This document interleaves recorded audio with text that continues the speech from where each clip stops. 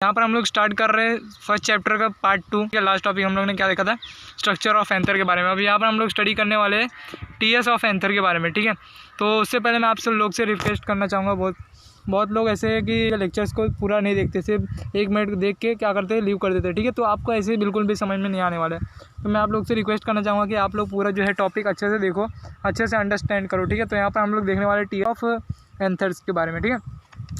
तो इससे पहले हम लोग ने क्या देखा था कि यहाँ पर आप लोग देख सकते हो कि इससे पहले हम लोग ने देखा था कि जो स्ट्रक्चर होता है, ठीक है, एंथर का जो स्ट्रक्चर होता है वो इसमें क्या होता है कि जो इमैच्योर स्टेज होता है एंथर का, वो किससे रिप्रेजेंट किया जाता है, पैरेन्काइमेटियस टिश्यू से, ठीक है।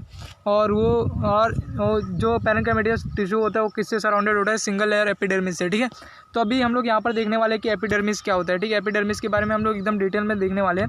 तो उसके बाद हम लोग ने देखा था कि एंथर जो होता है जनरली डायथिकियस होता है। डायथिकिया मतलब क्या है, जो 2 लोब से बना होता है, ठीक है। तो 2 लोब से बना होता है, तो जो उसका एक सिंगल लोब होता है उसको वो क्या कितने पोलन सैक कंटेन करता है, वो 2 पोलन सैक कंटेन करता है, ठीक है। तो यहाँ पर 2 लोब से मतलब कि 4 पोलन सैक कंटेन करता है, ठीक है। फिर उसके बाद देखा था कि ईच मोनोथिकियस, जैसे कि मैंने अभी आपको बताया कि अगर वहाँ पर 2 लोब्स है, ठीक है। तो 2 लोब में से दोनों एक, ठीक है। तो समझ लीजिए कि मेरे पास यहाँ पर एक लोब से, ठीक है, एंथर का एक लोब है, तो ये कितना कंटेन करता है, ये 2 पोलन सैक कंटेन करते हैं। क्या करेगा, 2 पोलन सैक कंटेन करेगा, ठीक है। फिर यहाँ पर दूसरा लोब है, ये कितना करेगा, ये भी 2 पोलन सैक कंटेन करेगा, ठीक है। मतलब यहाँ पर टोटल कितने पोलन सैक कंटेन करेंगे, टोटल यहाँ पर कंटेन करेंगे 4 पोलन सैक, ठीक है। ये 2 पोलन सैक और ये 2 पोलन सैक, ठीक है। तो मतलब कि 2 लोब्स में कितने पोलन सैक हमें मिलते हैं, हमें 4 पोलन सैक्स मिलते हैं, ठीक है। फिर इसके बाद क्या बताया कि हेट्रोजेनिसिटी, ठीक है। तो हेट्रोजेनिसिटी के बारे में मैंने आपको बताया था। हेट्रोजेनिसिटी मतलब क्या होता है, वेरिएशन होता है, ठीक है। तो वेरिएशन की वजह से जो हाइपोडर्मल सेल होता है, ठीक है, यहाँ पर जो हाइपोडर्मल सेल होता है वो किस में ट्रांसफॉर्म हो जाता है, वो ट्रांसफॉर्म हो जाता है आर्कियोस्पोरल सेल्स के बारे में, ठीक है। अब इसके बाद जो है हम देख लेते हैं कि इसके बाद का प्रोसेस क्या होता है उसमें।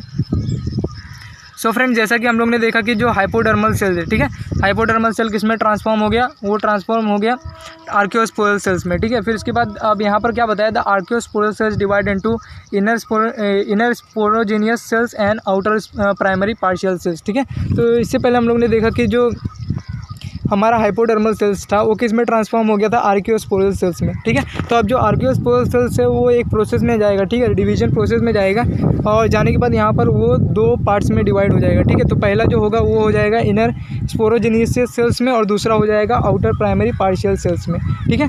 फिर इसके बाद जो सेकंड पॉइंट यहाँ पर बताया वो बताया कि जो स्पोरोजेनियस सेल्स है, ठीक है। तो यहाँ पर कैसे, जैसे मैंने आपको बता दिया कि जो आर्कियोस्पोरल सेल्स है, ठीक है, 2 पार्ट में डिवाइड हो गया। तो जो पहला जो पार्ट था वो कौन सा था, इनर स्पोरोजेनियस सेल्स था, ठीक है। तो यहाँ पर जो इनर स्पोरोजेनियस सेल्स है वो क्या फॉर्म करता है, स्पोरोजेनियस टिश्यूज़, ठीक है। तो यहाँ पर आपको याद रखने का जो पहला पार्ट है, ठीक है, मतलब आर्कियोस्पोरल का जो पहला पार्ट है इनर स्पोरोजेनियस सेल्स, वो क्या फॉर्म करता है, स्पोरोजेनियस टिश्यूज़ को फॉर्म करता है, ठीक है। फिर उसके बाद क्या बताया, each cell of the sporogenous tissue is capable of giving rise to a microtetrad, ठीक है, माइक्रोस्पोर्स टेट्रेट, ठीक है। तो ये माइक्रोस्पोर्स कुछ और नहीं होते, क्या होते हैं, पोलन ग्रेन्स होते हैं, ठीक है। मतलब कि जो स्पोरोजेनियस टिश्यू फॉर्म करता है, ठीक है, स्पोरोजेनिस सेल जो टिश्यू फॉर्म करता है वो किसको गिव राइज करते हैं, पोलन सेक्स को गिव राइज करते हैं, ठीक है। उसे ही क्या कहते हैं, वो चाहे मोनोथिकियस हो सकता है या फिर डायथिकियस हो सकता है, ठीक है। तो इससे पहले मैंने आपको बता दिया कि मोनोथिकियस क्या होता है, ठीक है, और डायथिकियस क्या होता है। तो इसके बाद क्या बताया कि जो पार्शियल सेल्स है, ठीक है, मतलब ये सेकंड टाइप आर्कियोस्पोरस का जो सेकंड टाइप है, primary partial cells undergo division to form anther wall layer, ठीक है। तो जो पहला लेयर था एंथर का वो क्या फॉर्म करता है, स्पोरोजेनियस सेल, ठीक है। तो स्पोरोजेनियस सेल जो पहला टाइप था, ठीक है, आर्कियोस्पोरल का पहला टाइप स्पोरोजेनियस सेल, वो क्या करता है, स्पोरोजेनियस टिश्यू को फॉर्म करता है, और स्पोरोजेनियस टिश्यू क्या फॉर्म करता है, ये माइक्रोस्पोर्स जो टेट्रेट होते हैं उनको फॉर्म करता है, ठीक है। फिर यहाँ पर जो सेकंड टाइप है आर्कियोस्पोरल का, जैसे कहते हैं पार्शियल, ठीक है, प्राइमरी पार्शियल सेल, वो डिवीजन प्रोसेस में जाता है, तो वहाँ पर एंथर का वॉल जो है फॉर्म होना शुरू होता है, ठीक है। तो यहाँ पर 4 टाइप है, ठीक है, यहाँ पर 4 टाइप है, मैं आपको दिखा देता हूँ। तो यहाँ पर टोटल 4 टाइप के वॉल यहाँ पर, मतलब 4 टाइप के लेयर यहाँ पर क्रिएट होते हैं, ठीक है। एंथर में 4 टाइप के लेयर क्रिएट होते हैं। तो एपिडर्मिस के बारे में आप लोग ने पहले भी सुना होगा, ठीक है। तो एपिडर्मिस क्या होता है, ये आउटर मोस्ट प्रोटेक्टिव लेयर होता है, ठीक है, मतलब पहला लेयर होता है एंथर का पहला लेयर, ठीक है। तो इमैच्योर स्टेज में देखा होगा आपने एपिडर्मिस के बारे में, ठीक है, ये भी प्रोटेक्टिव लेयर ही होता है वहाँ पर। और फिर इसके बाद यहाँ पर जो सेकंड लेयर है, ठीक है, एंथर का जो सेकंड लेयर होता है उसे क्या कहते हैं, एंडोथीसियम, ठीक है, एंडोथीसियम ये सेकंड लेयर होता है, ठीक है, सब एपिडर्मल लेयर मतलब कि सेकंड लेयर, और inner to endothecium is middle layer, ठीक है, तो ये सेकंड लेयर होता है, इतना आपको अच्छे से याद रख लेना है, कौन सा लेयर होता है, सेकंड लेयर होता है, ठीक है, एपिडर्मिस के बाद वाला जो सेकंड लेयर होता है उसे क्या कहते हैं, एंडोथीसियम, ठीक है। फिर इसके बाद एंडोथीसियम के बाद आता है थर्ड लेयर जिसे मिडल लेयर कहते हैं, ठीक है, और ये किससे बनता है, थिन वॉल्ड सेल से बनता है, ठीक है, थिन फ्लैटेंड वॉल्ड सेल से बनता है, ठीक है। तो यहाँ पर मैंने आपको बता दिया कि जो एंथर के 3 लेयर होते हैं, ठीक है, तो पहला जो होता है, ठीक है, तो पहला जो एपिडर्मिस होता है वो प्रोटेक्टिव लेयर होता है, दूसरा एंडोथीसियम होता है जो कि एपिडर्मिस के बाद वाला लेयर है, तीसरा जो होता है वो होता है कि मिडल लेयर वाला, ठीक है, मिडल लेयर सेल। फिर चौथा जो होता है उसे कहते हैं टैप्टम, ठीक है, tapetum is the inner most, तो ये सबसे लास्ट वाला लेयर होता है, ये क्या करता है, न्यूट्रिशन जो प्रोवाइड करता है सेल्स को, ठीक है, तो लास्ट सेल जो लास्ट लेयर होता है उसे उसका नाम क्या है, टैप्टम है, ठीक है। तो पहला जो लेयर था उसे एपिडर्मिस कहते हैं, दूसरे लेयर को एंडोथीसियम, तीसरे लेयर को मिडल लेयर और चौथे लेयर को टैप्टम कहते हैं, ठीक है। तो जो पहला लेयर होता है वो उसका फंक्शन क्या होता है कि उसको जो आउटर मोस्ट लेयर होता है, ठीक है, एपिडर्मिस मतलब एंथर का, उसको प्रोटेक्ट करना होता है, ठीक है, आउटर मोस्ट लेयर होता है ये एपिडर्मिस, आउटर मोस्ट लेयर होता है और ये क्या करता है, प्रोटेक्ट करता है एंथर को। फिर सेकंड जो होता है जो लेयर है वो है एंडोथीसियम, थर्ड लेयर है मिडल लेयर जो कि थिन वॉल से बना होता है, और चौथा जो है वो टैप्टम है जो न्यूट्रिशन लेयर जिसे न्यूट्रिटिव लेयर भी कहते हैं, और ये न्यूट्रिशन भी प्रोवाइड करता है एंथर के वॉल को, ठीक है। तो उम्मीद करता हूँ आपको समझ गया कि एंथर का टीएस कैसा होता है एंथर का, ठीक है। फिर नेक्स्ट इसमें क्या है देख लेते हैं। सो फ्रेंड्स, यहाँ पर अभी हम लोग ने टीएस ऑफ एंथर देखा, उसके बाद यहाँ पर जो नेक्स्ट टॉपिक है वो है माइक्रोस्पोरोजेनेसिस, ठीक है। तो यहाँ पर माइक्रोस्पोरोजेनेसिस के बारे में हम यहाँ पर स्टडी कर रहे हैं, ठीक है। तो यहाँ पर सबसे पहले आप लोग देख सकते हो ईच माइक्रोस्पोर्स, ठीक है। तो माइक्रोस्पोर्स को सिंपली एक सिंपल लैंग्वेज में बोले तो यहाँ पर मदर सेल्स होता है, ठीक है।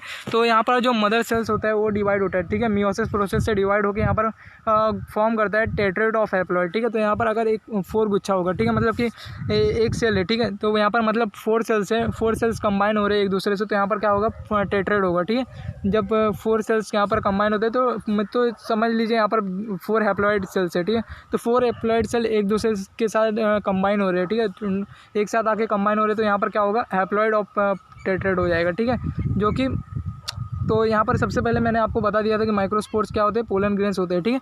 तो यहाँ पर आप लोग देख सकते हैं जो मदर सेल्स है मतलब माइक्रोस्पोर्स है वो डिवाइड हो रहा है, मियोसिस प्रोसेस से डिवाइड हो रहा है, तो यहाँ पर क्या हो रहा है, पोलन ग्रेन्स यहाँ पर फॉर्म हो रहे हैं, ठीक है। तो यहाँ पर आप लोग देख सकते हो कि पोलन ग्रेन कैसे बन रहे हैं, ठीक है। तो एक बात आपको अच्छे से याद रख लेना है कि जो माइक्रोस्पोर्स है, ठीक है, यानी मदर सेल्स जब मियोसिस प्रोसेस से होते हैं, ठीक है, तो यहाँ पर ये डिवीजन टेक्स प्लेस करता है, ठीक है। तो यहाँ पर से पोलन ग्रेन फॉर्म होते हैं।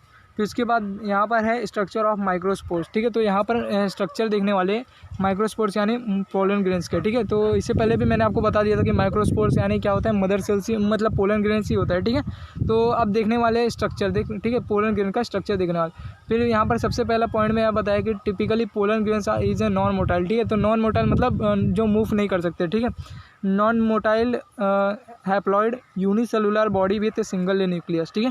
तो ये हैप्लॉइड होते हैं, ठीक है, और यूनिसेलुलर मतलब कि एक ही सेल से बने होते हैं, ठीक है, और सिंगल न्यूक्लियस उनके अंदर प्रेजेंट होता है।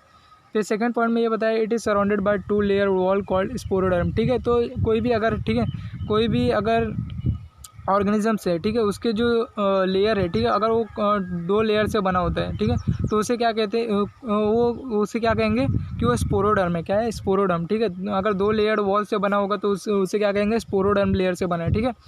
फिर उसके बाद जो थर्ड पॉइंट है इसमें बताया कि the outer layer exine is thick and made up of complex non biodegradable substance called sporopollenin, ठीक है। तो यहाँ पर जो आउटर लेयर है, ठीक है, तो यहाँ पर जो पोलन ग्रेन होता है, ठीक है, तो पोलन ग्रेन दो लेयर से बना होता है, ठीक है। एक इनर लेयर होता है एक्जिन होता है और एक इंटाइन होता है, ठीक है। जो इनर लेयर होता है वो इंटीन होता है और आउटर लेयर एक्जिन होता है, ठीक है। तो जो एक्जिन होता है वो क्या वो किससे बना होता है, thick made up of complex non biodegradable substance है, ठीक है। तो कॉम्प्लेक्स नॉन बायोडिग्रेडेबल सब्सटेंस से बना होता है जिसे हम लोग क्या कहते हैं, स्पोरोपोलिनिन कहते हैं, ठीक है। तो फ्रेंड्स यहाँ पर अब जो हमारा नेक्स्ट टॉपिक है वो है डेवलपमेंट ऑफ मेल गैमेटोफाइट, ठीक है। तो यहाँ पर हम लोग देखने वाले कि मेल गैमेटोफाइट जो है कैसे डेवलप होता है, ठीक है। तो सबसे पहले यहाँ पर पॉइंट में बताया कि pollen grains marks the beginning of male gametophyte. ठीक है, तो यहाँ पर जैसे कि पोलन ग्रेन, ठीक है, तो पोलन ग्रेन्स की वजह से हमें पता चलता है कि जो मेल गैमेटोफाइट है उसकी क्या हो चुकी है, बिगिनिंग हो चुकी है। फिर उसके बाद बताया it undergo first mitotic division to produce bigger naked vegetative cells and small thin walled generative cells. ठीक है, तो पोलन ग्रेन की जब स्टार्टिंग होती है तो वहाँ से हमें पता चल जाता है कि जो मेल गैमेटोफाइट है, ठीक है, वो फर्स्ट माइटोटिक डिवीजन में गए और ये क्या प्रोड्यूस करता है, बिगर नेक्ड वेजिटेटिव सेल्स। ठीक है, तो यहाँ पर से आपको ध्यान में रखना है कि फर्स्ट जब माइटोटिक डिवीजन के प्रोसेस में जाता है, ठीक है, पोलन ग्रेन जब फर्स्ट माइटोटिक डिवीजन में जाता है तो क्या क्या फॉर्म होता है वहाँ पर। ठीक है, तो ये यहाँ पर क्या क्या फॉर्म मतलब कि प्रोड्यूस होता है, बिगर नेक्ड वेजिटेटिव सेल्स, ठीक है, और smaller thin walled generative cells. ठीक है, फिर नेक्स्ट पॉइंट यहाँ पर बताया the generative cells is rich in food and having a regular shape nucleus. ठीक है, तो यहाँ पर जो यहाँ पर पोलन ग्रेन कौन से प्रोसेस में गया, फर्स्ट माइटोटिक डिवीजन में गया। ठीक है, तो यहाँ पर दो चीज़ें प्रोड्यूस हुई, पहला तो है वेजिटेटिव सेल्स, दूसरा है जनरेटिव सेल्स। ठीक है, तो जो यहाँ पर जो पहला वेजिटेटिव सेल्स होता है, ठीक है, वो किस में होता है, मतलब कि वो रिच किससे होता है, पूरा फूड से रिच होता है, और उसका जो न्यूक्लियस होता है वो कैसा, कौन से शेप का होता है, इरेगुलर शेप होता है। ठीक है, फिर इसके बाद जो जनरेटिव सेल्स है वो फ्लूइड कहाँ पर करते हैं, साइटोप्लाज्म में फ्लूइड करते हैं। ठीक है, पर जो हमारा नेक्स्ट टॉपिक है डेवलपमेंट ऑफ मेल गैमेटोफाइट के बाद वो है स्ट्रक्चर ऑफ एनाट्रोपस। ठीक है, क्या है स्ट्रक्चर ऑफ एनाट्रोपस, तो यहाँ पर सिंपली एनाट्रोपस मतलब क्या होता है कि ओव्यूल का जो स्ट्रक्चर होता है, ठीक है, उसके बारे में हम लोग यहाँ पर स्टडी करने वाले। सो फ्रेंड्स, यहाँ पर आप लोग सिंपली इसका जो है डायग्राम मतलब कि इमेज भी देख सकते हो कि कुछ इस तरह का आपको देखने को मिल जाता है। ठीक है, एनाट्रोपस ओव्यूल। फिर इसके बाद यहाँ पर क्या बताया, अगर इसके डिस्क्रिप्शन की बात करें तो यहाँ पर बताया कि each ovule develop inside the ovary and it is attach to the placenta by small stalk called funicle. तो यहाँ पर जो ओव्यूल होता है, ठीक है, ओव्यूल कहाँ पर डेवलप होता है, ओवरी के अंदर डेवलप होता है। ठीक है, और अटैच किससे होता है, प्लेसेंटा से अटैच होता है। तो यहाँ पर आपको एक स्मॉल मतलब कि अगर आपको नेमिंग यहाँ पर दिख रहा होगा तो यहाँ पर आपको दिख रहा होगा कि जो प्लेसेंटा है, ठीक है, एक स्मॉल स्टैक है जिससे कनेक्टेड है। ठीक है, ये जो ओव्यूल है, ठीक है, ओव्यूल कनेक्टेड है, ठीक है, प्लेसेंटा से कनेक्टेड है, और जो स्टैक बीच में है उसे फेनिकल कहते हैं। ठीक है, फिर इसके बाद क्या बताया, the place of attachment to funicle with the main body of ovule is called hilum. ठीक है, तो यहाँ पर जो मेन बॉडी होता है, ठीक है, तो यहाँ पर आप जितना भी मतलब ये जो बड़ा वाला एक शेप का कुछ दिख रहा होगा आपको ओवरी मतलब ओव्यूल, ठीक है, तो यहाँ पर जो मेन बॉडी है, ठीक है, मतलब ये ओव्यूल जो है मेन बॉडी जब यहाँ पर कनेक्टेड है, ठीक है, जिस पार्ट से उसे क्या कहते हैं, हाइलम कहते हैं। ठीक है, फिर इसके बाद क्या बताया, इन एंजियोस्पर्म मतलब कि फ्लावरिंग प्लांट में the most common type of ovule is anatropous. ठीक है, तो फ्लावरिंग प्लांट में आपको सबसे पहले देखने को मिल जाए, फ्लावरिंग प्लांट मतलब कि जैसे आप हिबिस्कस ले लो, ठीक है, एग्जाम्पल वहाँ पर देखोगे तो आपको ये पूरा जो है एकदम डिटेल में देखने को मिलता है। ठीक है, in which micropyle is directed downward and it is present adjacent to the funicle। ठीक है, तो यहाँ पर जो है फ्लावरिंग प्लांट जैसे कि मैंने आपको हिबिस्कस के बारे में बताया, तो यहाँ पर आपको जो है माइक्रोफाइल, ठीक है, तो यहाँ पर आपको माइक्रोफाइल भी देखने को मिल रहा होगा। ठीक है, तो माइक्रोफाइल जो है अपोजिट मतलब कि माइक्रोफाइल के एडजेसेंट में आपको फिनिकल देखने को मिलता है। ठीक है, फ्लावरिंग प्लांट में।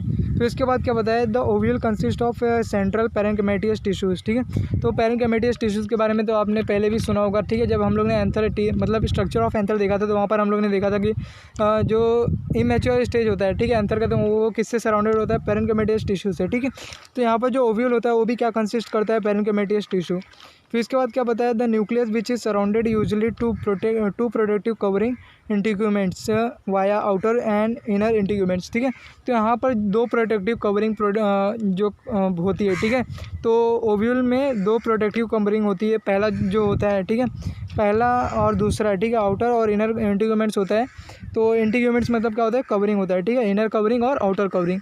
फिर इसके बाद यहाँ पर क्या होता है कि a narrow opening at the apex of the ovule is called micropyle. ठीक है, तो यहाँ पर आपको जैसे कि मैंने आपको पहले ही बता दिया, यहाँ पर ये माइक्रोफाइल। ठीक है, तो माइक्रोफाइल क्या होता है कि यहाँ पर जब पोलन ट्यूब होता है, ठीक है, ये जो जाइगोट होता है, ठीक है, जाइगोट को पोलन ट्यूब होते हुए ये माइक्रोफाइल से अंदर जाता है। ठीक है, तो अंदर जाता है माइक्रोफाइल से, तो ये स्मॉल ओपनिंग होती है ताकि जो है जाइगोट जो है एम्ब्रियोजेनेसिस हो सके यहाँ पर। ठीक है, फिर इसके बाद क्या बताया, chalaza is the base of the ovule directed opposite to micropyle. ठीक है, तो यहाँ पर जैसे कि आप लोग नीचे की तरफ देख सकते हो कि माइक्रोफाइल है, वैसे यहाँ पर ऊपर के साइड में आपको चालाजा देखने को मिलेगा। ठीक है, जो कि अपोजिट में होता है। ठीक है, कहाँ पर होता है, अपोजिट में होता है माइक्रोफाइल के।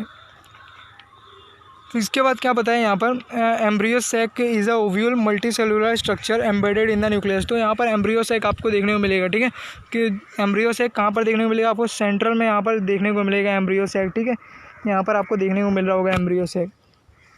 तो बस इस वीडियो में बस इतना ही। उम्मीद करता हूँ आपको वीडियो अच्छा लगे तो वीडियो को लाइक करना और चैनल को भी सब्सक्राइब कर लेना ताकि आपको ऐसी वीडियो मिलती रहे।